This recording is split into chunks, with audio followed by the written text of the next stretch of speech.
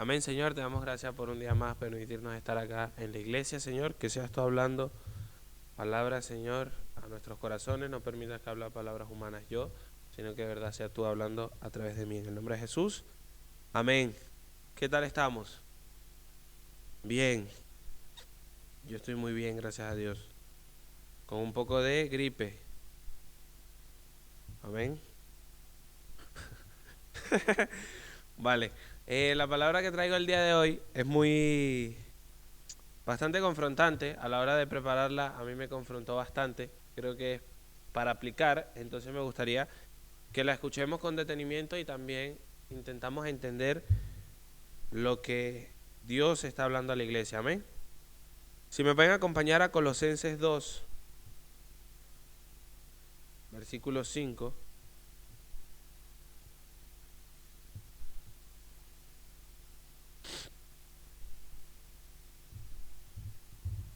Colosenses 2, 5. Amén.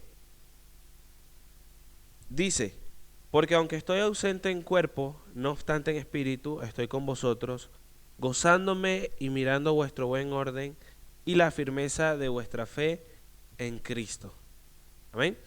Esto es una palabra que Pablo, una carta que Pablo le escribe a los que están, eso se llama los colosenses, los que vivían en Colosos, ¿no? Colosos, exactamente. Entonces le escribe una carta y digamos que lo que aquí le dice básicamente es que él está ausente, no puede estar con ellos, está en espíritu porque está en oración. Y dice, me gozo porque tienen buen orden y firmeza de vuestra fe en Cristo. Y deja bien claro dos cosas. Una cosa que le pone gozoso a Pablo del discipulado que ha hecho en esa iglesia es que tienen buen orden y la firmeza de la fe en Cristo. Por eso el título de esta prédica le puse vivir en orden, ¿no? Qué importante es el orden para Dios, no solo en las cosas que Él nos determina que hagamos, sino en nuestras vidas. El orden es la manera correcta de hacer las cosas. Busqué en internet cuál era la definición de desorden, o sea que es todo lo contrario al orden, y dice, manera incorrecta según criterio determinado. Manera incorrecta de hacer algo según el criterio que en este caso Dios nos ha puesto. ¿Amén? Entonces Dios nos dice, hay maneras correctas de hacer las cosas y al momento de errar de cómo lo hacemos, estamos cayendo en desorden. Y en la Biblia, la primera vez que aparece un desorden, ¿cuándo es? En el Génesis 1:1, podemos ver que en el principio creó Dios los cielos y la tierra estaba desordenada, y no tan solo estaba desordenada, sino que estaba vacía. Entonces vemos que el primer instante donde se ve el desorden, y la Biblia lo narra, fue en la creación. ¿Quién vino a traer orden a todo eso? Fue Dios. Fue Dios a través de su palabra, y dijo Dios sea la luz, y la luz fue hecha y vio Dios que la luz era buena. Pero es muy curioso que cuando se habla de Dios o de Jesús en el libro de Juan, hablan del verbo. Cuando leemos el libro de Juan, cuando inicia, en el principio era el verbo, y el verbo era Dios, y el verbo estaba con Dios, y el Espíritu de Dios se movía sobre la faz. Nos habla de Jesús, de que Jesús estuvo desde el inicio de la creación. Él estaba presente. Entendemos que Dios es una Trinidad, el Padre, el Hijo y el Espíritu Santo, y Jesús, en el momento del desorden, estaba presente. Y el orden vino cuando Jesús dijo, hágase la luz, y empezó el orden. Entonces, cuando vivimos una vida desordenada, cuando hay algo que está en nuestras vidas que está incorrecta, habla la palabra mucho de vivir en el error. Una cosa es cometer un error, fallar una vez, fallar dos, pero llega un momento en que nuestra vida se llena de tanto pecado que estamos constantemente viviendo en el error. Y parece que el error, el equivocarnos, es nuestro estilo de vida. Como cristianos, no es lo que Dios nos ha llamado a hacer. Entonces vemos que en el inicio viene Jesús, y por su palabra empieza el orden. Entonces el primer punto que yo puse acá en esta prédica es que el orden en nuestra vida viene solo por la intervención de Dios. Si Dios no interviene en nuestro corazón, no va a venir el orden a nuestra vida y podemos seguir por años viviendo una vida desordenada. Pero ahora encontramos dos ejemplos de gente con vidas desordenadas. En el primer lugar, marqué aquí a los fariseos.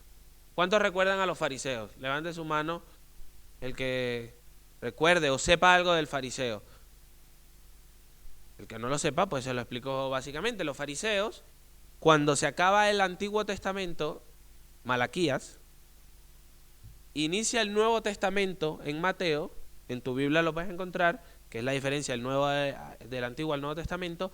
Hay una diferencia de 400 años, fíjate, entre un testamento y otro, en los que Dios no se relata ni se escribió de que Dios hablara en ese tiempo. Son 400 años donde Dios no habló nada, ni por medio de profetas, ni se apareció, ni hubieron tablas como Moisés. Dios no habló nada durante 400 años. Entonces la gente, por la necesidad de escuchar la palabra de Dios, crearon los que son las sinagogas y nacieron los fariseos, que son los que estaban en las sinagogas, que estudiaban la palabra. Nacieron también los saduceos, que era como los fariseos, pero creían otros principios distintos. Pero lo curioso de los fariseos es que no todos, siempre hablamos de los fariseos como que todos eran malos. Habían fariseos que eran buenos. Buenos, entre comillas, ¿no? Pero lo que más resalta a los fariseos, ¿qué es? Que eran hipócritas, ¿no? Jesús, cuando habla de los fariseos, la mayoría de las veces dice fariseos hipócritas. ¿Por qué? Porque vivían una vida desordenada. Y qué curioso que los fariseos sabían de la palabra, la estudiaban, la leían en público, se la sabían de memoria. Todo este libro un fariseo se lo sabía de memoria. Pero Jesús, cuando los ve, le dice fariseos hipócritas por la vida desordenada que llevaban. De nada nos sirve venir al culto ni aprendernos de memoria este libro cuando nuestra vida continúa estando desordenada. Y es bueno que meditemos un poco mientras estamos acá sentados cuáles son esos puntos que tú consideras que tu vida está desordenada, que el Espíritu Santo nos revele. Aquí en esta área de mi vida está desordenada y necesito que Jesús la ordene. Amén. Y otras personas que tenían una vida desordenada, que anoté acá del Antiguo Testamento, fue el pueblo de Israel. ¿Cuánto se nos cuenta del pueblo de Israel, no? Que cometían errores, que fallaban, que Dios los sacaba del pueblo de Egipto y ponían un becerro de oro, que se acostaba el marido de una con el marido de otra, infinidad de cosas, ¿no? Y el pueblo de Israel, hay en Éxodo 32:9, si lo pueden poner, pero Éxodo 32:9, y lo podemos buscar también. Dice: dijo más Jehová a Moisés, yo he visto a este pueblo, que por cierto es pueblo de dura cerviz. Ahí está hablando Jehová a Moisés, le dijo a este pueblo de Israel es de dura cerviz. Y nosotros podemos ser de dura cerviz. Ahora ustedes se preguntarán, ¿qué es ser de dura cerviz? Cuando el pueblo de Israel iba a arar una tierra, bueno, no solo el pueblo de Israel, casi todos los pueblos lo hacían, o sea, iban a hacer el camino por donde se iban a sembrar las semillas, ponían dos bueyes, ¿no? Y le ponían un yugo. ¿Para qué? Para que no fuera un solo buey con toda la fuerza, sino que entre dos iban abriendo el camino. Entonces a los bueyes en esta zona se le ponía, se le llama la cerviz, o sea el cuello del buey, y se le colocaba el yugo. Pasaban tantos años con ese yugo que esto acá se le endurecía, se le hacía un callo Como cuando tú pasas todo el día trabajando con tus manos, se te hace un callo. Y ya llega un momento que ese callo se endurece tanto que no siente dolor. Lo que Jehová quería decir en este momento es que el pueblo de Israel estaba tan endurecido que ya no sentía dolor por los propios actos que hacía. Y era ególatra, era intransigente y no se dejaba moldear por Dios por el orgullo que había en sus corazones. Por eso dice, eran de dura cerviz, porque parece que nada de lo que Dios hablaba les entraba en la cabeza. Y muchas veces nosotros nos endurecemos y no dejamos que Dios haga una obra en nuestros corazones. Porque creemos muchas veces que lo que estamos haciendo no es tan malo como en realidad es. Y justo hoy estaba hablando con un compañero de trabajo y él me decía, bueno, es que, por ejemplo, esta persona dice que es cristiana y escucha reggaetón mundano. Ese fue el ejemplo que me puso. Pero ¿cómo puede alguien decir que es cristiano y escucha reggaetón mundano? Escucha a Bad Bunny, a Anuel, a Karol G, etcétera. Y yo le digo, ¿y tú eres cristiano y tú escuchas ese estilo de música? Él me dice que no, que yo no escucho este estilo de música porque soy cristiano. Entonces yo le dije, hay una balanza. Imaginemos estas balanzas antiguas, ¿no? En una balanza, en una parte de la balanza está la verdad y de la otra parte de la balanza está la responsabilidad. Ahí debe haber un equilibrio. Mientras más verdad sepas, tienes más responsabilidad. Si tú sabes que escuchar música del mundo no te viene bien, tú tienes una responsabilidad de apagar tu móvil y dejar de escucharla, ¿cierto? Pero si a tu corazón no ha llegado la verdad de que eso está mal, entonces humanamente tú dices, no tengo responsabilidad ante Dios porque no he tenido la revelación de que eso está mal. Pero lo curioso de este caso es que Dios está constantemente a través de su Espíritu diciéndonos, esto no te conviene, esto no viene de mí, no hagas esto y no hagas lo otro. Pero a veces por nuestra dura cerviz, por nuestro propio razonamiento, estamos tan encerrados en nosotros mismos que no dejamos que Dios haga su obra. Y nos endurecemos. Y continuamos viviendo pues nuestra vida en desorden. Ahora, ¿qué puntos? Yo anoté aquí algunos puntos que me parecieron curiosos de cosas que hacen que tu vida esté en desorden, con los que podemos nosotros pues pensar y decir, bueno, a lo mejor me siento identificado con esto o puede ser otras cosas. Y estudiando un poco, una cosa que puede hacer que tu vida esté en desorden es un pecado sin confesar. Todos, en mayor o en menor medida, todos somos pecadores. No en el hecho de que seamos más o menos pecadores, sino que todos sabemos cuáles son esos pecados que nos hacen más daño. Porque a veces, si yo miento a una persona, yo personalmente puedo ir y le pedir perdón. Es un pecado, lo sé, pero para mí, naturalmente, se me hace fácil. Pero hay pecados que nos traen vergüenza, que nos traen culpa. No son pecados más grandes porque ante Dios todos los pecados son iguales, pero nuestra reacción es más difícil. Y a veces esos pecados sin confesar, pecados que nos atormentan día a día, no dejan que nuestra relación con Dios avance. Y no solo daña nuestra relación con Dios, sino que daña nuestra relación con los hombres.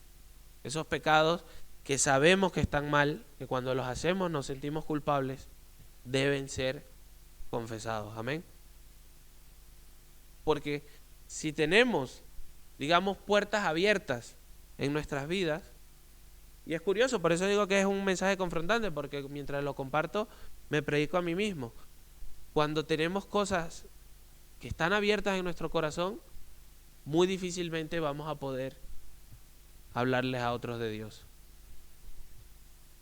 Otro punto que puede hacer que nuestra vida esté en desorden: personas a las que debemos perdonar. Primeramente, obviamente sabemos que debemos buscar el perdón de Dios, pero cuando hay alguien que sabemos que debemos perdonarlo, más allá de si tenemos o no razón, a veces es necesario dejar nuestro ego de lado y perdonar a esa persona que tanto daño te hizo. A tu padre, a tu esposo, a tu hermano, a un compañero de trabajo. Es necesario perdonar. Perdonar libera nuestras vidas. Y cuando no perdonas, estás atado día tras día con ese dolor y con ese resentimiento y no vas a avanzar en tu vida cristiana. Y por último, algo que puede hacer que nuestra vida continúe en desorden es no escuchar la voz de Dios. Amén. Nada se ordena por sí mismo. Vimos en Génesis 1:1, ¿no?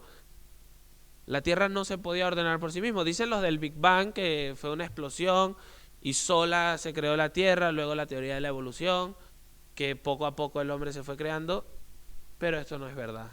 Necesitaba una mente superior. Y nada se puede ordenar por sí mismo. Y nosotros no nos podemos ordenar por nosotros mismos. Necesitamos una intervención de Dios. Ahora, si no buscamos de Dios, si no oramos, si no oro en las noches, si no hago un devocional, si no me preocupo por leer su palabra, si me conformo con venir un miércoles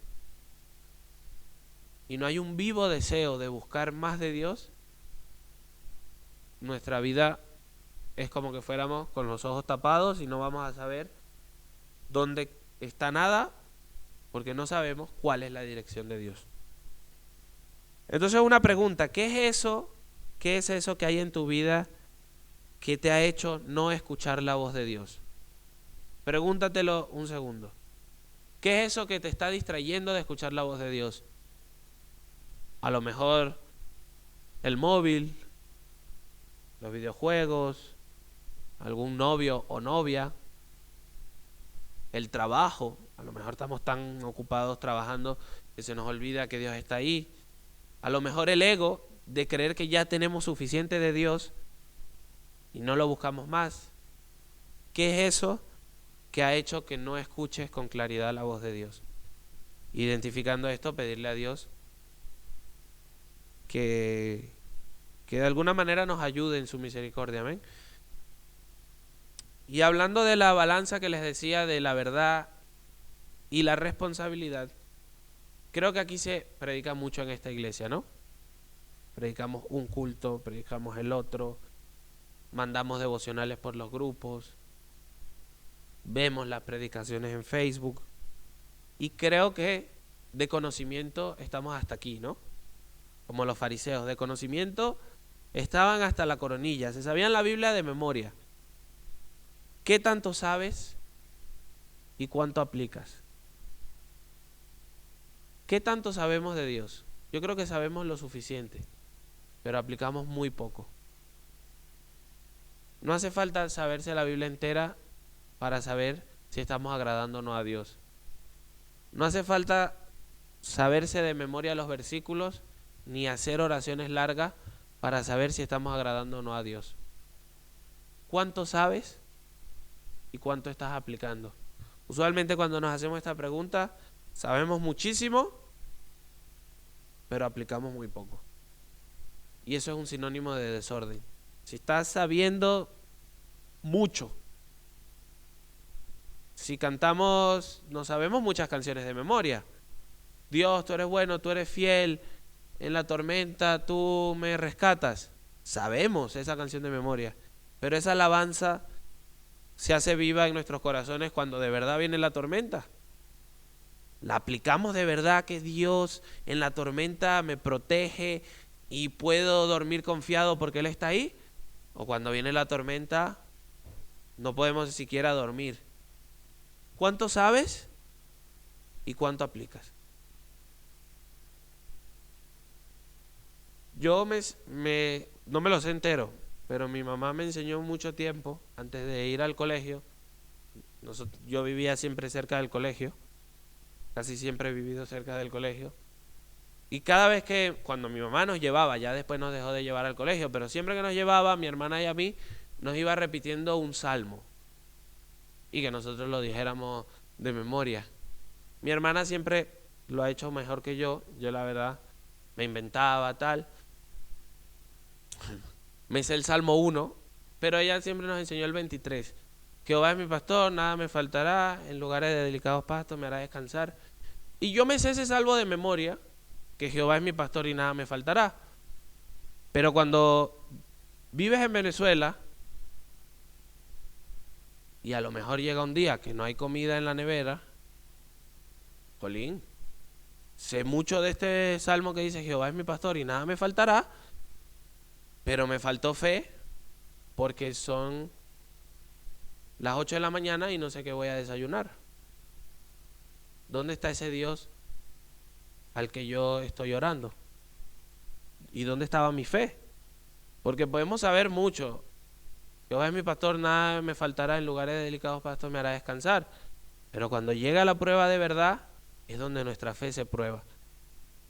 Y hermanos, yo lo que quiero decir con esto es que da igual lo bien que podamos predicar y lo hermosa que es la palabra de Dios, pero si no estamos aplicando nada de ella, en vano es todo lo que vivimos.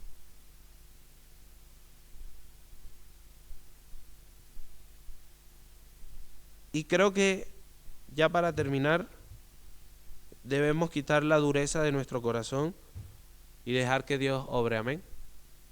La Biblia habla de que tenían un corazón de piedra y Él los volverá en un corazón de carne, ¿no? Un corazón de piedra no entra nada en ese corazón.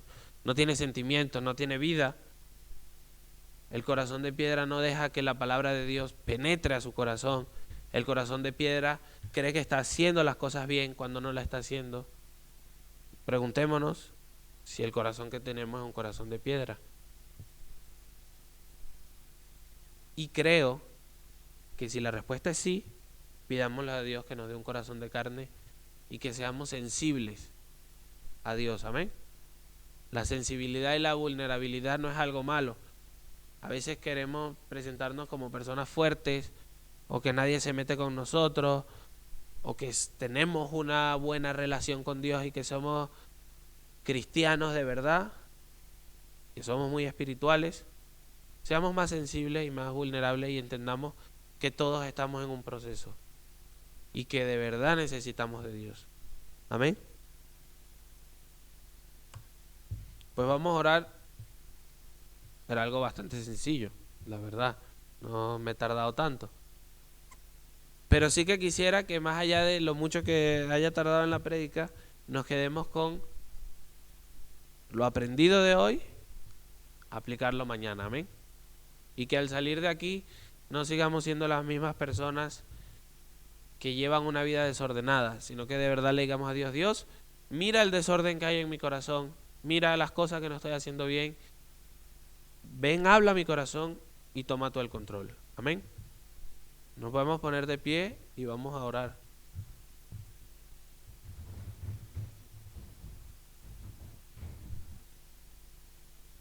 Amén, Señor Jesús, te damos gracias por una vez más hablar a nuestros corazones, Señor. Sabemos que en muchas áreas de nuestra vida tenemos desorden, Señor. Estamos haciendo cosas que no te agradan, Señor, y que de verdad queremos que tomes el control. Ven, habla a nuestro corazón, Señor. Queremos ser vulnerables. Que puedas penetrar, Señor, a nuestro corazón con tu palabra y puedas de verdad tocarnos y hacernos cada vez más vulnerables y más humildes a ti, Señor. Te pedimos que nos acompañes en este proceso, Señor, y que de verdad no nos alejemos de ti. No permita que las circunstancias nos alejen de ti y que nada nos aleje de ti, Señor. Ten misericordia de nosotros. Sabemos que no somos perfectos y por eso te necesitamos. Te damos gracias en el nombre de Jesús. Amén.